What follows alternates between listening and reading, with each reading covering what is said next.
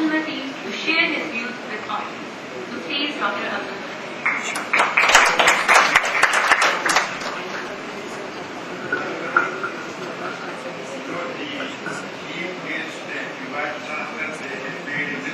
Yes.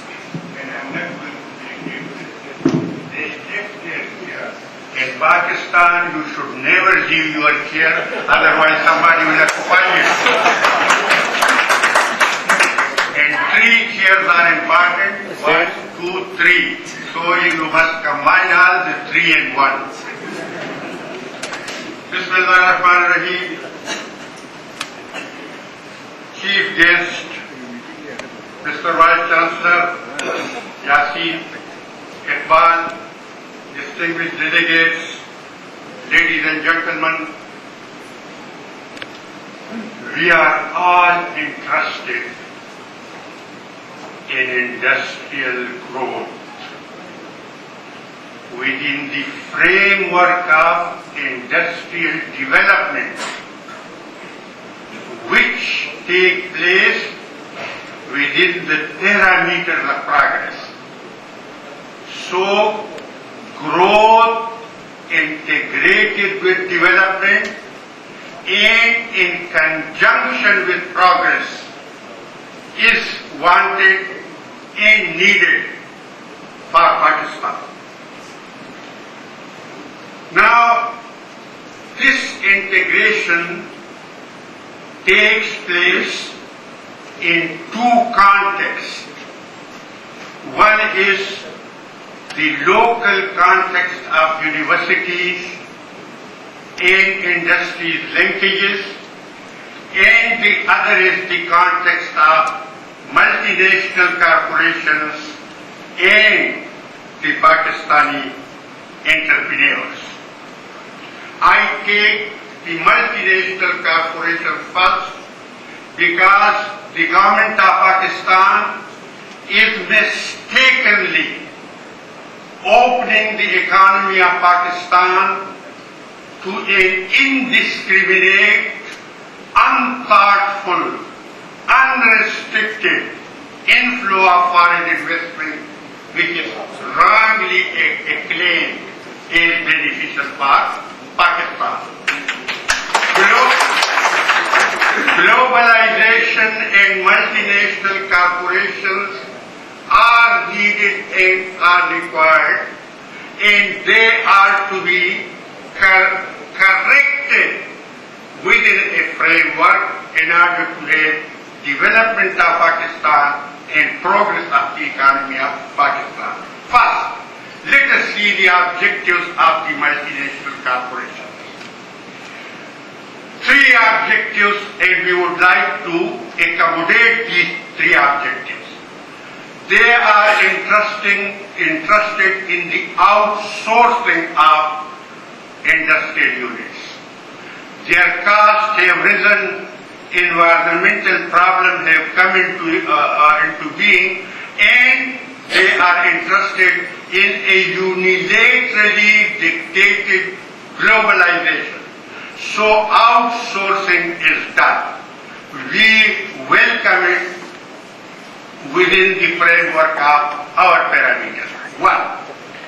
Secondly, they are interested in access to resources which they do not have. Oil, gas, and other material resources. They want access. We would like to give them access, but on terms and conditions which are beneficial to both the parties. 3, they are interested to come and primarily promote their values, their interests, their predilections, and their preferences.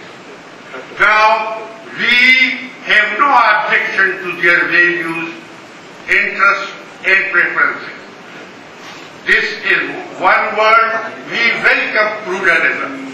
But these values are to be, interests are to be dovetailed with our interests and our values for harmonious functioning of the economy.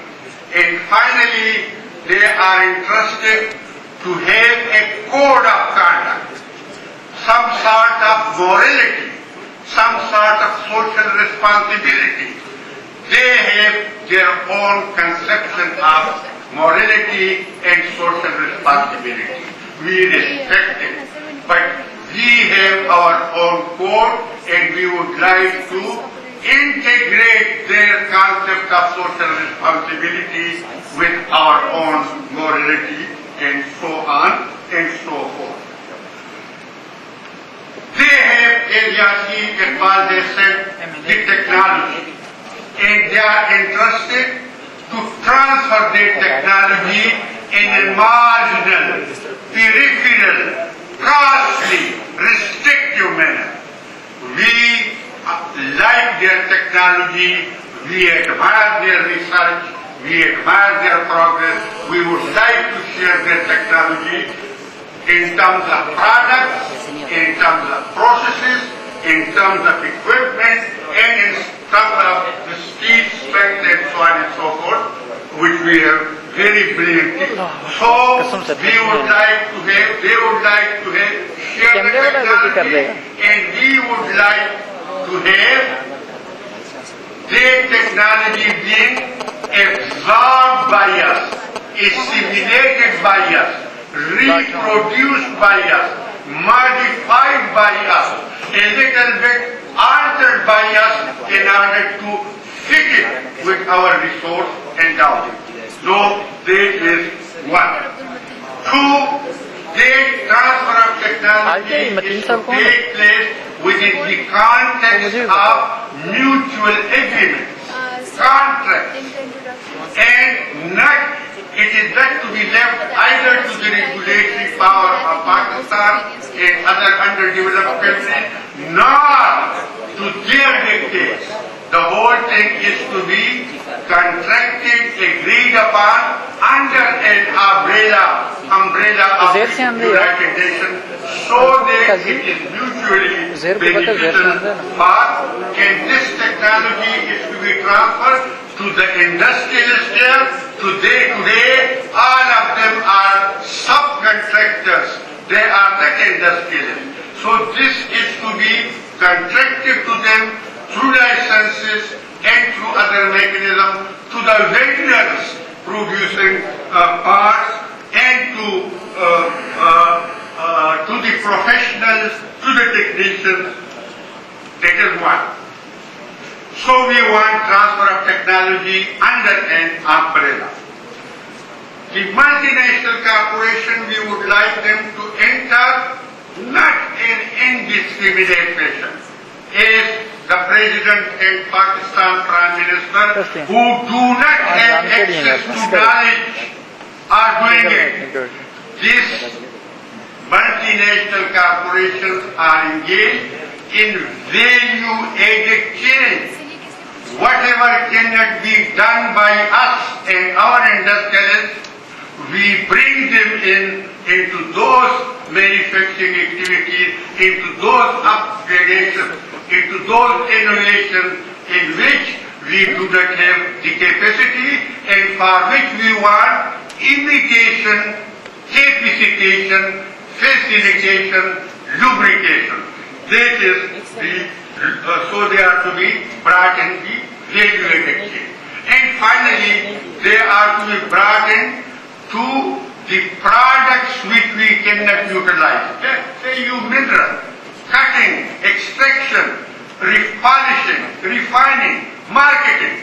Wherever we have gaps and deficiencies, they are brought in there for the byproduct utilization.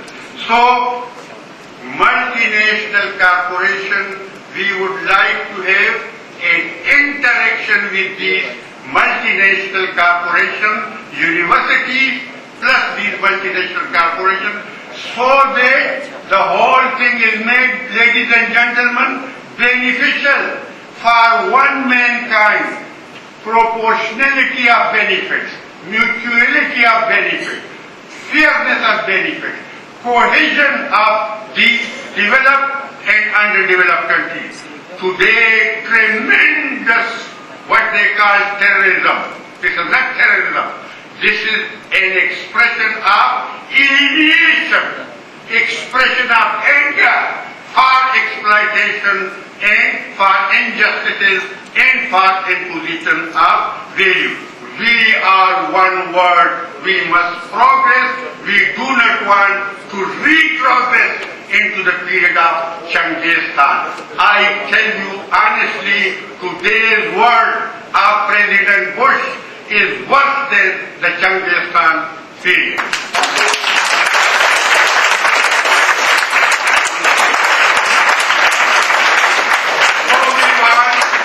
So we want interaction with the multinational corporation. The mechanism can be worked out by the Pakistan government, by the Islamic Society. I'm not going to go into the details. Now, interaction with the local industry, that is the second part. Now, this interaction needs to be done in the light of four objectives, and now I would like to learn from my friends, the industrialists. First is, we are interested in the establishment of new industries, the diversification of existing industries, the upgradation, standardization, and modernization of innovation and renovation of the industry. This is, and for that, increased investment is required. New entrepreneurs are required. Their capacitation is required. Their inducement is required. Their proper shaping and regulation is needed. One. The second objective is we want to establish these industries on competitive basis. And I'll see what competitive. And industries where we have a comparative advantage. That is, I'll tell you what competitive is. Today, you have all 6 units. My friend from Samida has talked, and I'll tell you what is the fallacies and absence of thinking in whatever he has said there. And the third thing is social responsibility on the part of our industries. All the unionism, all the education, all the workers' unrest, all is due to the irresponsibility, not because of free will, but because lack of understanding. And 3, this social responsibility, again, under the standards of the ILO with regard to the labor, their wages, their working conditions, their fringe benefit, the linkage of their wages with their productivity, and so on and so forth. That is our second objective. And the third objective is that this industry, I say it again, I have said 2 points. One objective is the establishment of industry. The second objective is competitive and comparative advantage within the framework of social responsibility and ILO standards. And for this there are to be certain context points. And context points are the university, Samida, and the Ministry of Foreign Affairs, and many I'm not going to give you, but there are certain context points. Now let us see how to make our industries competitive. Today you have 6 industries. They are opening the market indiscriminately, my good friend, because of dictation. Tariffs are removed, quotas are removed, and deregulation is done unthoughtfully. And whatever industry today you have, they will be simply wiped out within the course of 5 years. So, competitive. Now, for competitive, 3 things are required. Number 1 is the environment. Number 2 is the system. Number 3 is the policy. Number 4 is the standard operating procedure. Insofar as the environment concerned, security is topmost. Trade unionism claims, genuine claims, expectations and claims based with contribution and productivity. Now, security is a big problem. There is a question of East-West relation. I'm not going to this. But environment, I tell you from this forum to the government of Pakistan, all the insecurity in Pakistan will be removed in one day. In one day. Believe me, all this camouflaging, all this television, all this publicity, this is smoke screening. One day all this can be removed. How it is, they are not going to out of topic today. Second, the system. Now, so far as the system is concerned, competitive basis, competitive on what? You make your industries competitive whether you have advantage in material, supply chain, you have competitive advantage in labor, wages, discipline of labor, you have competitive advantage in transportation, you have communication, you have competitive advantage in terms of access to the external market. Now, you have to doing cost of business. Now, all Samira think this is all paperwork. Nothing would happen unless three things in frontiers are done. What makes you uncompetitive, which the government can remove? Take it, and in 1 month's time, the whole frontier become competitive. Now, where is your competitiveness? The cost of fuel, electricity and gas. I do not want any subsidy. Give gas and electricity to the industrialists in frontier at cost. Whatever is the generation cost, charge it from the industrialists. And subsidy, no concession, nothing. Number one. Number two, you have the transport disadvantage. You are far away from. You have the transport advantage with regard to Central Asia. So, with regard to export to the rest of the world, remove two things. Sales tax and give FATA and frontier tax holidays so that the transport disadvantage is removed and you is there. So you have the competitive things really assured.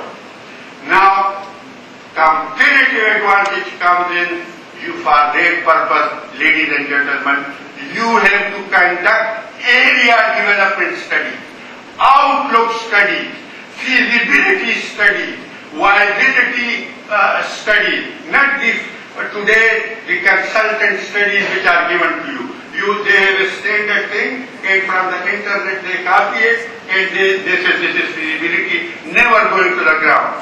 Foolish nonsense. Come real down to the earth, detailed area studies so that you can rely upon those studies in terms of your comparative advantages. That is one. And the university's job is this.